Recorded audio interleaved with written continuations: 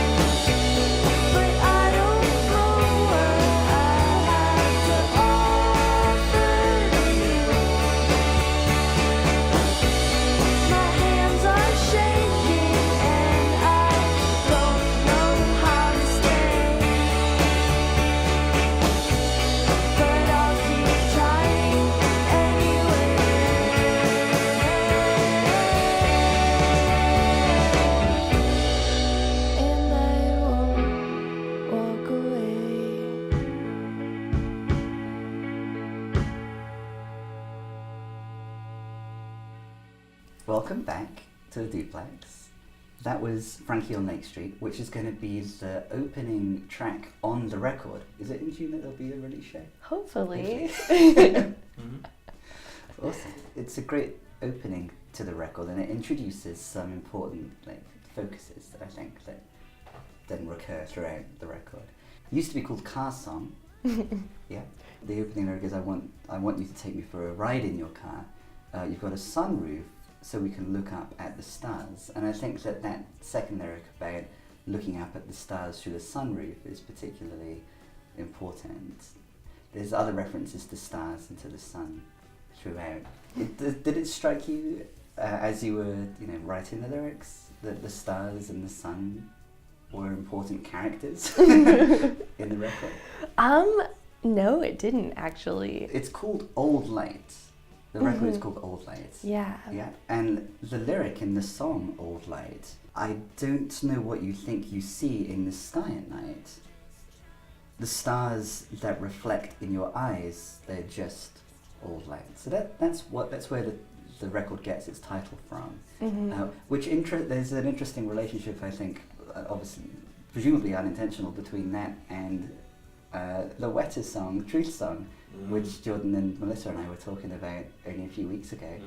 My love, like the moon, and the sun, reflecting to become. So it's interesting, like, how both of these songs, they're using, like, the sun and the moon and the stars to explore presence and a lack. What is the significance of the stars being just old lights?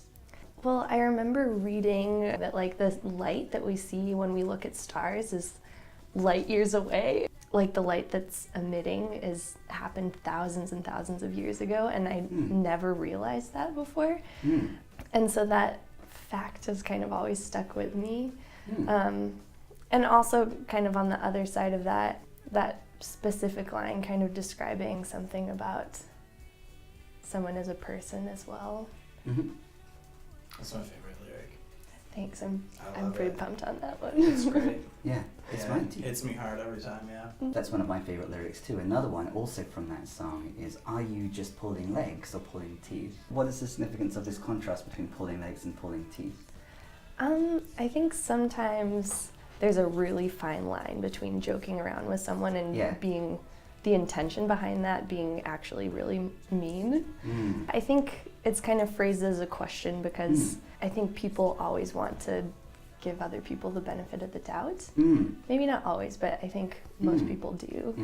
And so by even asking that question, you kind of know that the intent behind someone is probably not the nicest intent. Yeah. If one is asking the question, one at least has the sense that something other than pulling the leg might be happening, that something less good-natured is happening. But by virtue of asking the question, it kind of gives the other individual a kind of get-out clause, if they can claim that yes, I am just pulling the leg. Yeah, and I think it's easier to kind of ask questions like that than confront people. At least for me, I have a hard time being like, you hurt me, this hurt, or I'm sad about this. It's like my passive-aggressive way of trying to express that. Jokes like that are passive-aggressive too. Yeah. So it's like a perfect storm. Yeah. Last time that we were talking in this room, we were talking about PG-13 as the Heavy Breathing EP was coming out, and we discovered a little bit about the genesis, the origin of that band, which was surprising because PG-13 began as with an acoustic bass and a ukulele. Not proud of that, but it did. I would be proud of that. To take two sisters, acoustic bass and ukulele, and end up with PG-13. That's something to be very proud of. Thank you. And not only that, but with cover songs of raunchy rap songs. That's what you and Heidi were beginning to play. Yeah. It's just, Classic scenario. Is there a similarly surprising genesis story of Bathtub Cig? No. Yeah. Thank God. Yeah. Did it begin as solo, or was it always you and Brent to begin with? Yeah, it began solo. Okay. I've always kind of played in other people's bands, or like PG-13 was a project with my sister Heidi, and always kind of thought of myself as like, oh, I don't know how to write songs. I just know how to write parts for other people's songs. Yeah. Bands including We Are the Willows. Yeah. Many. Yeah, too many. Including Inside Voice, which I'm really excited about. It's one of the bands that I'm most excited about. Thank you. It's fun. Yeah. I've been going to therapy for a long time, and finally realizing I have emotions and I need to learn how to express them, and also just kind of gaining confidence in the idea that I have something to say, and so I started writing songs, and just kind of in my room on the bedroom floor, this little old Casio keyboard that my friend gave me. Thanks, James Duke, for the keyboard. Brent lives downstairs from me. Yeah.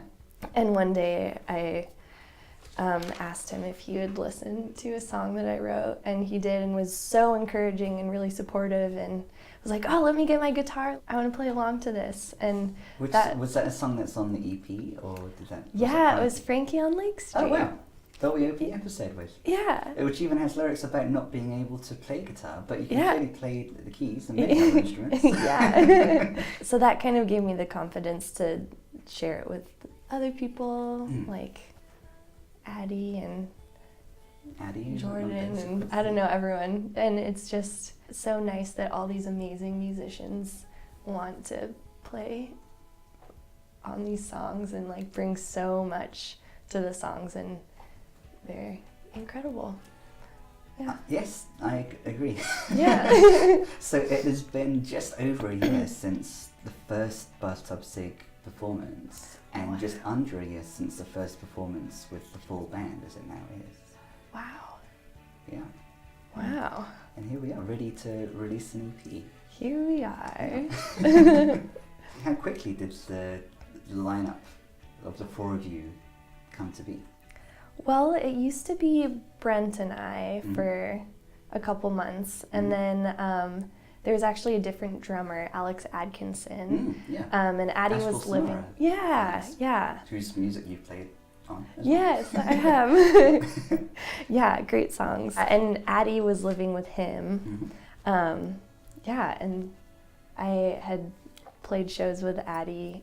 She's from Eau Claire and has her own project called Adeline Rose. And I just always had like the biggest like fangirl friend crush on her. So she started playing bass. And then Alex and I broke up, and then Jordan graciously is playing drums now, and it's great. Did any of these Bathtub Cig songs precede the Fiji 13 songs? No, the Fiji 13 songs were the first. Yeah. And I think it was easier to do that because they're all just kind of joke songs, or like there's a mask of they're not my feelings except for like rage at the patriarchy and stuff like that, which is way easier to express than like I'm sad, like I have these vulnerable tender feelings that I don't want to admit I have. To some extent, like the Bathtub Cig songs are closer to the Heidi Fiji 13 songs than to the Hillary Fiji 13 songs. Would you? Definitely. Yeah. Heidi's really in touch with her emotions. She's good at that stuff. And so are you now. Thank you, I'm trying. Evidently, with these songs. So it must have been evident to you when you were writing Carson or Frankie on Lake Street that it was for a different project than Fiji 13. What was it? I just wrote it because I wanted to write it. Yeah. It just kind of like plopped out, like one of those lucky times when songs just kind of tumble out. Yeah. You wrote a song about wanting to write a song because you wanted to write a song. Yeah. I love that it's a song about wanting to write a song and about wanting to relate with other musicians through songwriting too. Just immediately after the lyric, and we'll both sing along. You and Brent then do start singing together immediately after. So it's nice how the song kind of recreates this, musicians, friends, like becoming closer through opening up about their feelings and like writing songs like for one another. Yeah, that's important. That's an important aspect, I think, of songwriting and what it can mean. The voice is shaky in the first chorus, and then the hands are shaking in the second. I think just the way in which it kind of wears on its sleeves, the kind of fragility and the vulnerability involved, obviously, in being in touch with one's emotions and then kind of conveying that in a song. It's scary.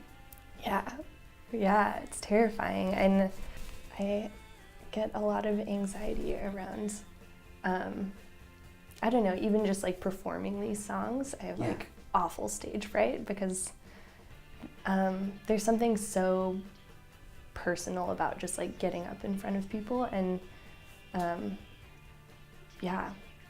playing your songs. And which are revealing your true feelings. Yeah. Yeah. Yeah, definitely. This is the only band that I get nervous in.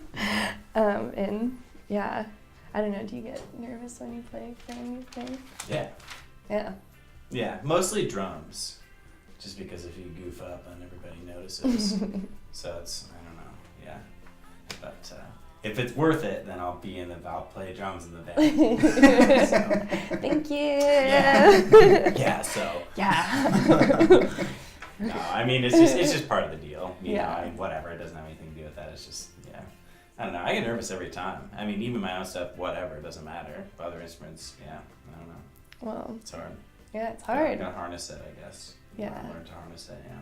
Definitely. Yeah. I think that's part of what makes going to see live shows so special and exciting though, is because like people are like really opening up in a way that's, I don't know, really special and doesn't usually happen in like everyday normal life. Yeah. Yeah. And they have to get past a lot of stuff to get there, and then you see somebody do like something amazing in that context, and it's just like, you get blown away. It's people are capable of so many things, Yeah. Good job, everybody. Yeah. The opening track and the closing track on the EP, there's like an address to another person, and there's bonds being formed through the individual effort to be in touch, to be in touch with one's feelings, leads to a wonderful interaction in a car, singing along together, truly being with someone else, and I feel like that's happening even more so in the appropriately named for this year, All Bummer, No Summer, no spring so far, endless winter. Do you think that is happening, and if so, is there a reason why it's sequenced in that way? Well, my friend James actually helped me come up with the flow of it, the track listing, which is, I think works well. I don't think I was thought about that level of it at all. It was more so like, oh, these songs flow nicely and kind of tell an overarching story. But I think definitely the idea, I don't know, you can always feel really lonely, and I think most people do, even if not all the time, but like everyone experiences loneliness, and remembering that no man is an island, I think is important, or that like humans always need and kind of like reach out for a connection. And that to me is kind of, I don't know, why I make music and what I try to do with my life. I don't know, connecting with people just feels important. Absolutely. What's more important? Yeah. I feel like the record it's at its most introspective in the center, but it's by virtue of this introspection that the connection with people at the beginning and the end is possible. The introspection is not a bad thing, and it's at odds with the connection. Yeah. Swear to God is not on the EP, it's beyond the EP. So that's exciting. You're about to debut that in the Minnehaha Recording Company. So let's return to the Minnehaha Recording Company for Swear to God, and then talk about that in the middle songs on the record before we close with All Bummer No Summer. Cool. Okay, Swear to God by BATHTUB CIG. Love that green screen. Put it in there.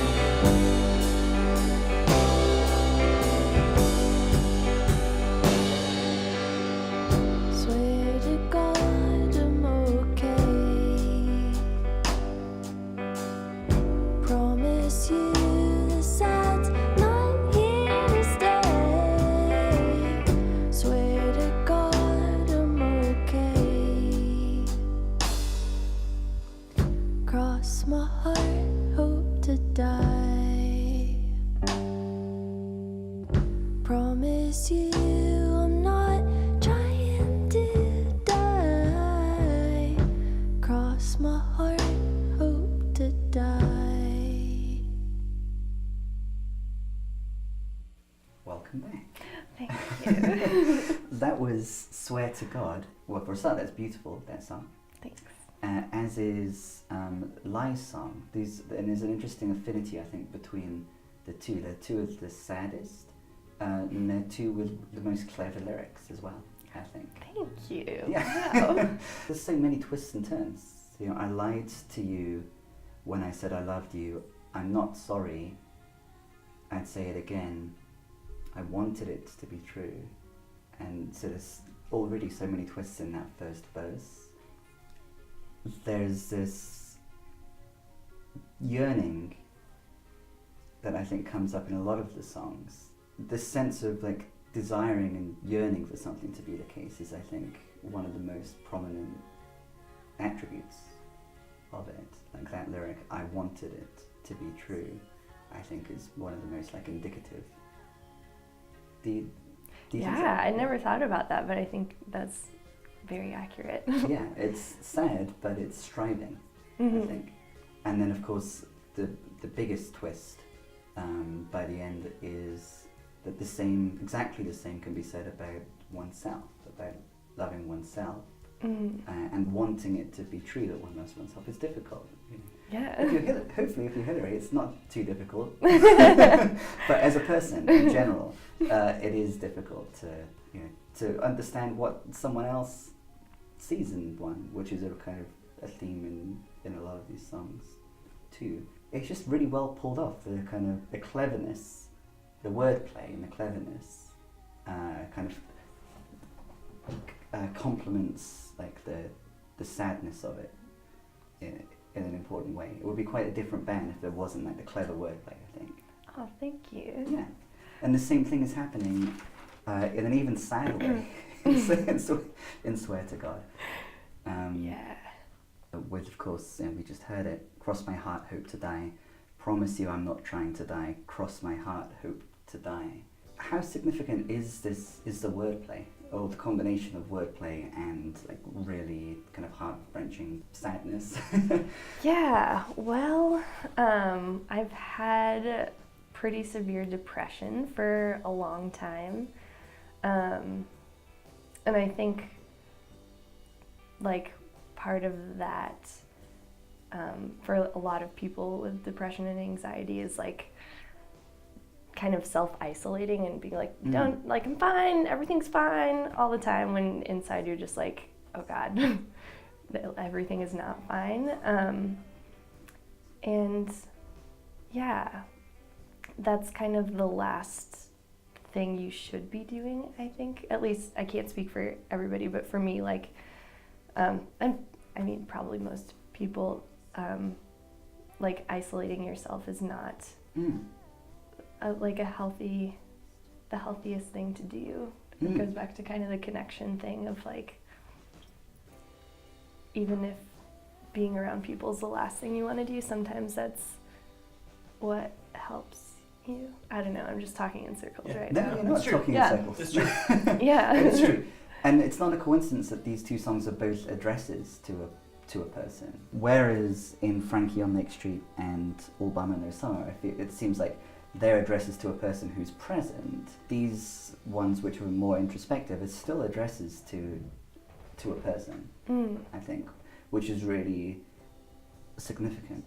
Like in these songs, how does that concern for the self and concern for others who are concerned for yourself, how do those two things kind of interplay? Sometimes, like in certain moments of my life where it's just like, I'm like, I don't want to do this anymore. Sometimes just like taking a moment to like try to step outside of that and be like, well, if I can't like keep doing this for me, then like how would this affect my friends and family? And maybe I can like just keep going on a little bit longer until I feel better, or can like somehow find my way out of this. Or even just like lying to people, being like, I'm fine, I'm great all the time. Just kind of wanting to protect the people that I love from how like miserable I feel sometimes. Yeah. Yeah.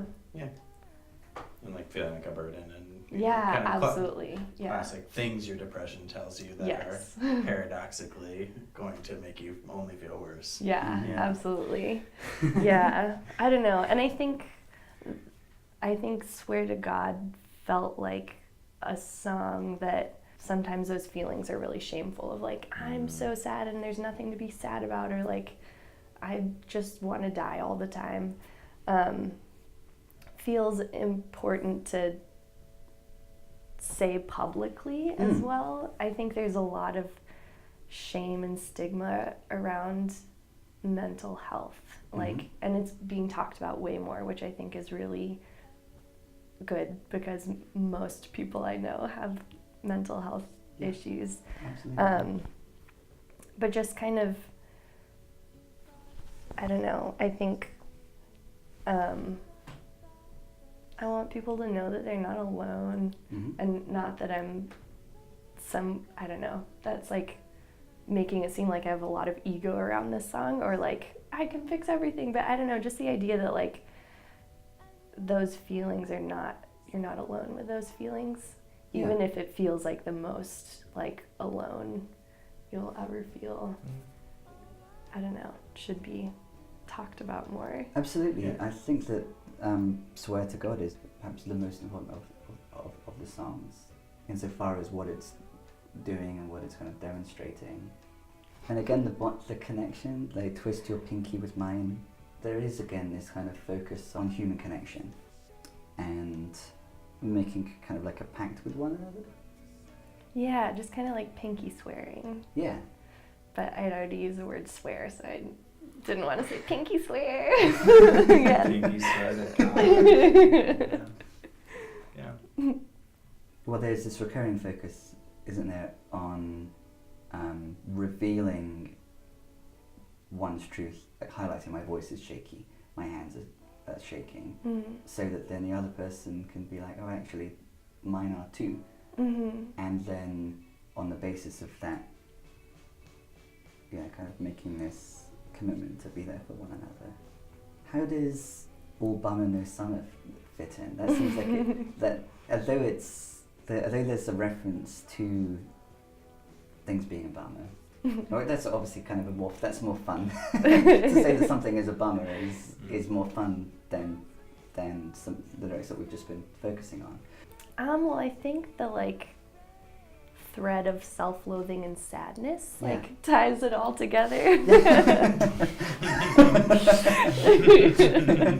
And the sun too. In All Bummer No Summer, we're just dreaming the sun away, and Swear to God, then the sun comes up in the morning.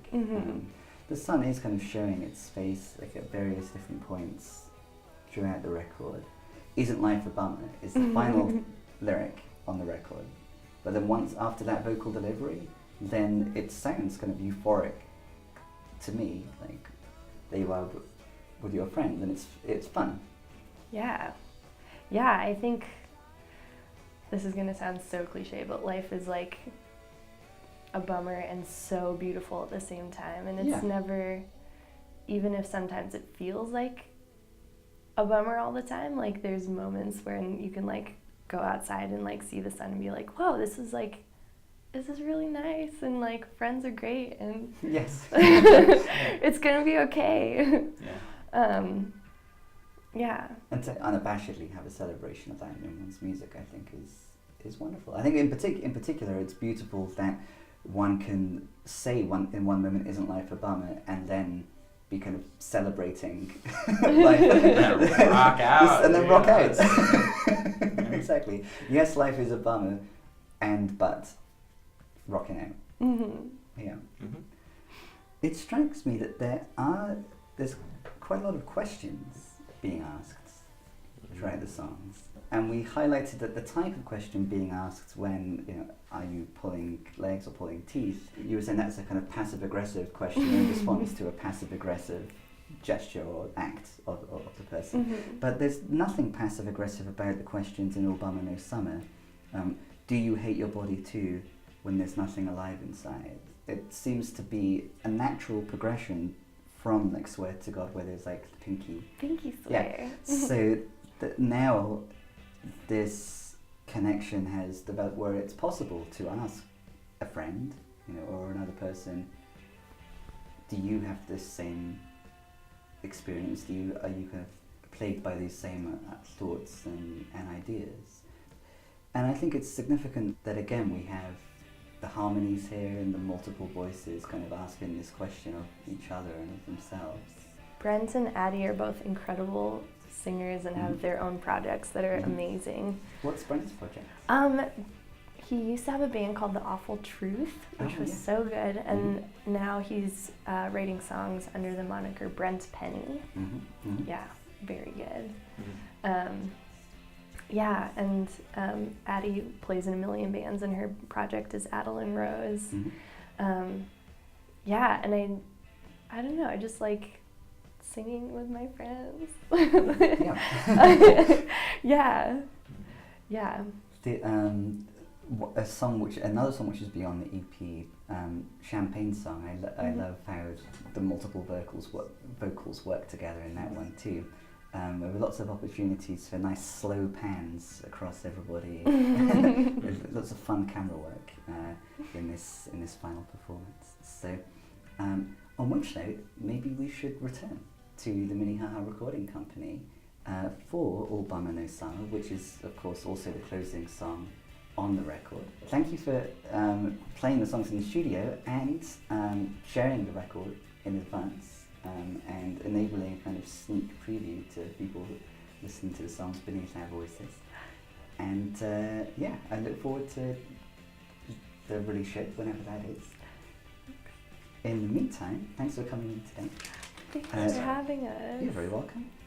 This is All Bummer No Summer by BATHTUB CIG at the MINNEHAHA recording company.